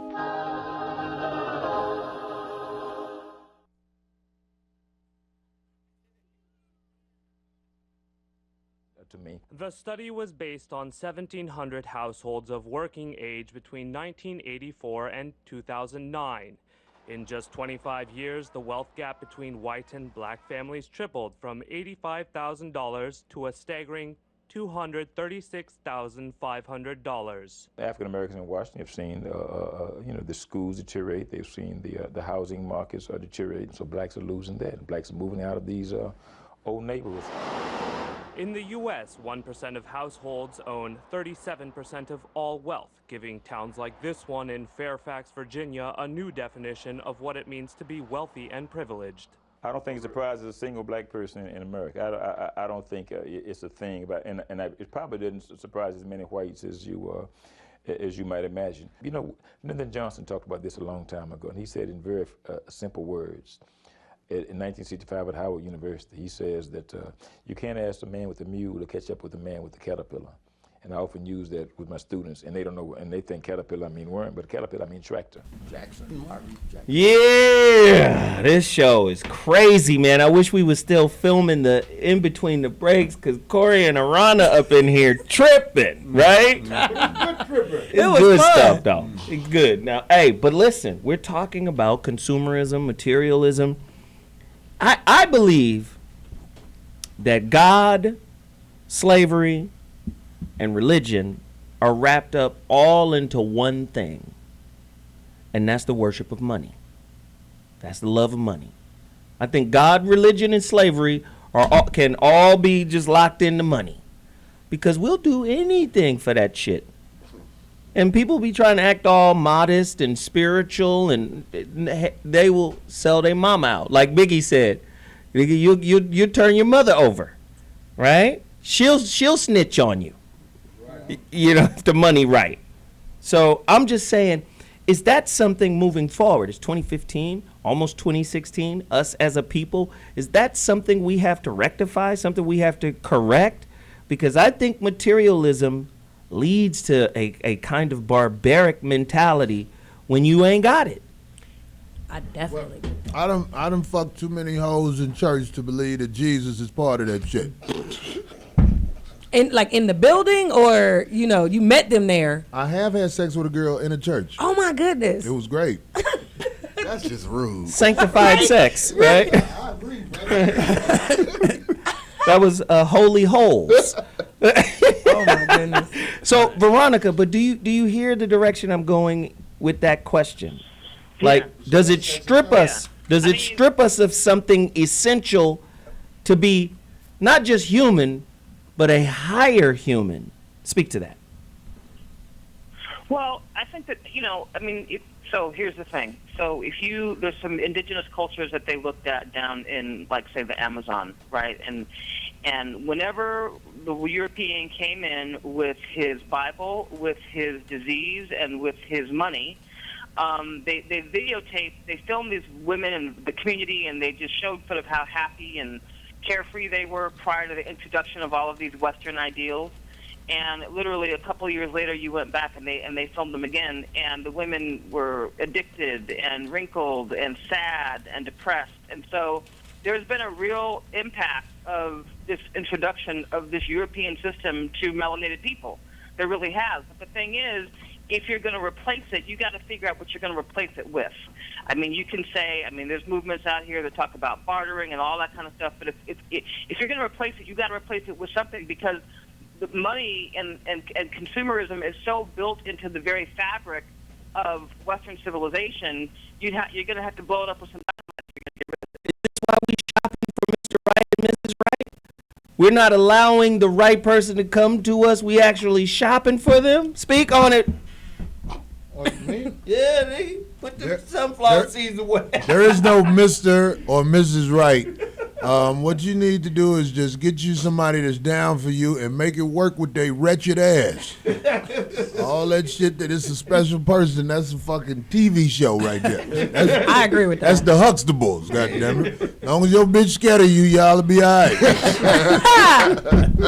Here we go. Well, maybe I should say scared of consequences of fucking up. Don't just be deboing your bitch.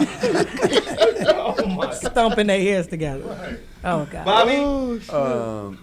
You know, this has been an interesting show, and the theme of it was real appropriate when we look at what's going on around us right now, because that graphic you showed earlier about one group of people having like 80% of the wealth.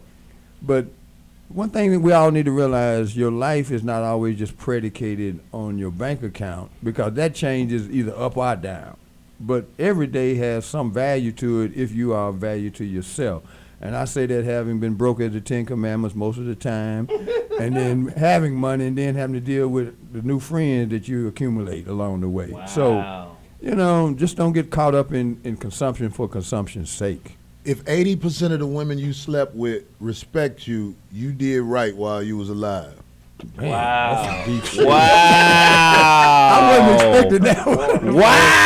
That's a bombshell. That's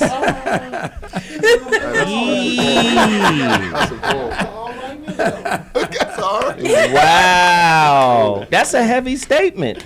Let me say this. This is why I say we're on a conveyor belt of consumption. I remember when we were younger, Christmas had a meaning, right? It meant something. There was something bigger than just, it almost felt a little holy, you know, if I could say that. It meant something. But as you get older, and see, kids are on the end user end of Christmas. They getting gifts, so there's meaning there. It's, oh shit, I was a good boy and I got good grades and they did for me. There's a meaning there. But when you become the parent and you're on the back end of it, you start to see the commercialism, that's the consumerism. You know, we had a terrible Christmas season this year. We're off 3.4% from last year, right? And everything gets marketed and promoted as if you have to have it in order to show meaning. Like you got women out there that get pissed to high hell if they are not properly represented on Valentine's Day. Am I lying? So consumerism has a distinct and really deep impact even on how we relate. Fuck around and skip Christmas and see how your kids feel about you as a parent. Like, come to them with this rhetoric. Different philosophy about meaning and shit when toys are at stake. I'm just saying. That's real. Well, it's worth the gamble, though, because if you don't stop them early, then they're going to end up putting a bullet in your head because you didn't die soon enough, all right? Because that consumption and having people defined by what they give their kids around Christmas instead of teaching them how to get for themselves is the reason why they 25 years old still staying at the house. I'm saying it goes back to perceived value, like I said, even with consumerism, Christmas, and just capitalism. Capitalism is going to have somebody's blood on his hands. That's just how capitalism is built. But still falling into perceived value, what you think is valuable, or buying into what somebody told you is valuable, is how you become the victim. Even at the beginning of the show, when he said we all got a price to kill somebody, the number he threw out was 20 million, and instantly I'm like, number one, that's not enough. But my perceived value of $20 million is different from somebody who's broke and don't have it and is desperate. Like, I read an article on Andrew Carnegie and how he demanded $500 million for his first idea with like the railroad and the metal industry from J.P. Morgan Chase. That was his first number that he led with because he knew that he had a good idea. He knew that he had the solid means. He knew the value of it. He knew the value. He knew the solid means and the resources. Nobody in this day, well, not this day and age, but nobody in this round table or everyday youth or youth in the hood would feel like none of their ideas are worth $500 million. You know what's interesting? White people, and he But yeah. He know how much money they make. Exactly. Meaning like money they literally make, not Exactly. earn. I didn't say earn. They make money, just like you go outside and you make a snowball. So he asked for that much money because he know, he like, man, we killed the real people who got the real things of value. So I need this much. Wow. Hey, you know what? That's a great point. Both of those points are great, but your point reminded me of one when I was an A&R person. Okay. At the time, I was trying to sign Razkaz to a record deal at Loud Records. And we had a meeting at some some fucking Beverly Hills restaurant. It was Steve Rifkin. Coolio was managing Razkaz at the time. And Coolio asked Steve Rifkin, he said, how much money do you need to make in order to be cool? And Steve Rifkin was like, oh, shit, 500 million or more. And Coolio, the perceived value thing, Coolio was like, why you need 500 million? I could have 100 million or 50 million or 20 million and I'd be straight. That was just his mentality. That's the perceived value was different. For Rifkin, 500 million was just the starting point. You see what I'm saying? That was just, this is our seed money. So perceived value is a trip, man. A lot of people have a different perspective of it, but when we come back, we're gonna wrap it up, man. This show's crazy. Hold up, good. Catch up with me. Don't be scared. I know you like it now. You done met your match, huh? You want to, but don't got the strength to run it back, huh? I does my thing, huh?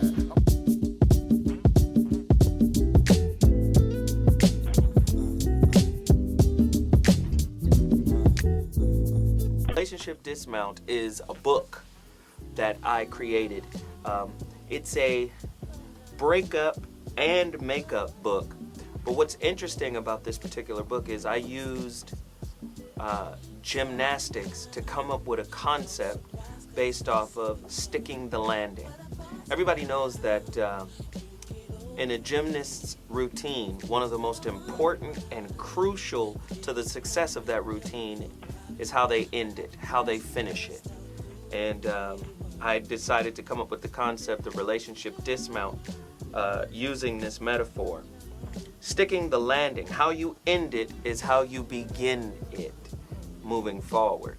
So we wanted to take that metaphor and really expound on it in the context of intimate relationships. What you've been chasing after. We are a society.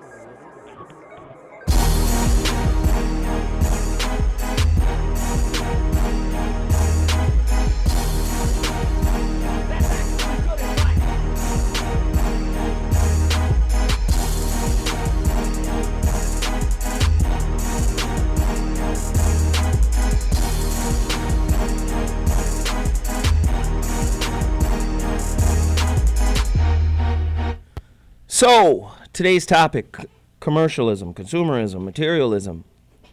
A lot of great points were brought up today. One that resonated, Corey came in and it was said before, materialism as a means of acquiring meaning. I've said this before. Your car doesn't make you dope. We've got it in reverse.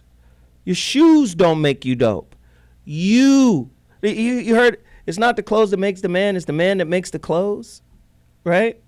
People don't understand. It's something about you, a quality in you. Everything else is a representation of you. So you got a really nice home, that's a representation of the man. You have a really nice car, that's a representation of the man. The problem that black people have is what we acquire it isn't our representation, it becomes our definition. This is how I'm defined. Do you understand what I'm saying? If it represents you and it defines you, right? Now you can say, well, whatever represents me is because of me, and I create the definition for me. But most of our people aren't like that. It's unfortunate, but most of our people aren't like that. And we don't have enough knowledge about the fucking financial system. if I can kill somebody for a piece of paper that is technically worthless. Let's just deal with that. It's a fiat currency. Most black people in America, most white people in America don't even know that the dollar is worthless. I was talking to a guy who runs these AAU squads, white guy. This motherfucker here is filthy rich. I think he's the son of the writer of Married with Children television series. Family is worth hundreds of millions of dollars. They caked up. He didn't know that the American dollar is a fiat currency. He didn't know that the American dollar wasn't worth anything. I told him, he was like, what, Zoe? What? Oh, hell no. He's UCLA educated. Let me look that up. When he looked it up, he saw it. It's not worth anything. But everything about our lives is predicated on a piece of paper that is worthless. The other piece that we don't know, it's worthless because it's the inverse of wealth. How is it the inverse of wealth? Every dollar that's created is created in debt. It comes from a loan. Now we owe the fucking Fed, right? The Fed is the most powerful. Whoever is the chairman of the Fed, who runs all of the private banks that loan their money to the American people, those are the most powerful people in the world. Those are the people that are pushing consumerism. If most of the people in the world are spending money, and the wealthy people, what is their belief system? We don't spend our money, we spend other people's money. This is why they're wealthy. This is why they stay wealthy. Because the rest of the world is set up for consumer constituency. Y'all buy, we live the life based off of you working and wanting shit that we trained you to want. Everything in society, it gets old. Look how fast your cell phones get old. Look how fast your cars break down. Back in your dad's day or your mom's day, cars used to last a long ass fucking time. Now shit, I got to get up out this motherfucker. This shit done broke down because it's designed to be that way. Everything has to be renewed. Well, you got to get the new software. Shit ain't working the way it used to work. Time for the new software, time for the new phone, time for the new this, time for the new that. This is how it works. When the planes hit the building, what did Bush tell everybody to go do? Keep spending. Keep buying. I don't give a fuck what you buy. Keep buying. Katrina hit. What did the government do? We giving out motherfucking debit cards with money on it. We giving out debit cards with money and credit on it. Keep spending, goddammit. Don't stop none of this spending. I don't give a fuck if that caldera at Yellowstone blows tomorrow, which will send the world into a nuclear winter. You better get your ass to 7-Eleven and buy a heater or a blanket. Keep spending. Now, my final thought on this is this. Black people, what is the purpose of your spending? Is it a collective spending? Right? Corey Holcomb got new shirts. Is it a focus on Corey Holcomb? Right? Is it a focus there? Bobby got a book. Is there a focus there? Zoe's got a book. Is there a focus? Or is it just some sporadic shit because I'm buying something that'll give me meaning? First off, you got to have meaning first. You've got to be meaningful to you. But most people are not meaningful to you. What makes them meaningful is what they have. Now that's an inside out existence. If you're not meaningful from the inside out, then you're going to be meaningful from the outside in. And that is the poison of materialism and consumerism. I'm Zoe Williams, and that's my final thought. Listen, I want to get everybody's information. Veronica, where can they find you? You can hit me up at blackmastery.com and at veronicaconway.com, and social media, all things Veronica Conway. Awesome, awesome. Grim, where you going to get that music, man? Go get that music at stayinpursuit.com, also at thefanement.com. Follow me on Instagram, that's GHRIMM. And the homie Hawk.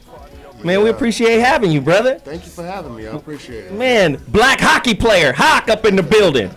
You feel me? can check us out at thefamilynt.com. Please come through. Graham, check out the squad. You know, we in here trying to make it happen. Perfect, man. I love it, man. Good music in the background. Arana Lopez. Yes. Where they gonna find you? Check me out at www.aranalopez.com. That's AARONALOPEZ.com. Arana Lopez 100 on IG. Love it, love it. Bobby G. You're gonna find me in Zoe's Grill. We going back to the hole, brother, in about 30 days.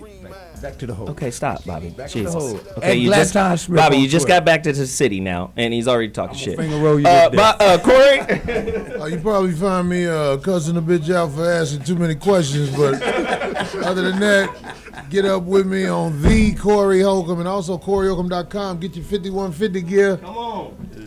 It's in full effect. That's Yeah. Oh, 5150 tomorrow. 5150, our anniversary show. We've been there a year. We done had over 3 million motherfuckers see what the fuck we on. So 5150 Nation in the house. Yo, only 260 copies remaining of The Relationship Dismount, my new relationship book. Make Up, Break Up, Wake Up book. It's for relationships too. So it's not just a book for people who have broken up. It can actually maintain a good relationship or enhance it. So listen, IamZoeWilliams.com is my website. Go there now, and I will mail it out tomorrow morning. We need to move now. It's only 260 copies remaining. After that, there will be no more reprints. Not by me anyway. So there you have it. Appreciate everything. We got to go. We'll be back next week with another heater. Zoe Up Mornings. We out. Got you walking on Judge's edge now. Try to take you where the party at. It's here right now. Yeah. Reset. Right here in that room. It's right here in that room. There's a party over here. Party over here. Party over here. There's a party over here. Party over here. Party over here right now. There's a party over here. There's a party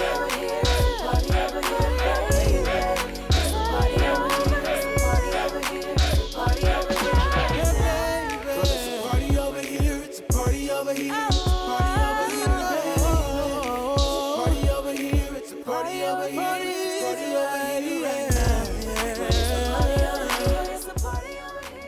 You are watching T-Radio V. Radio and TV.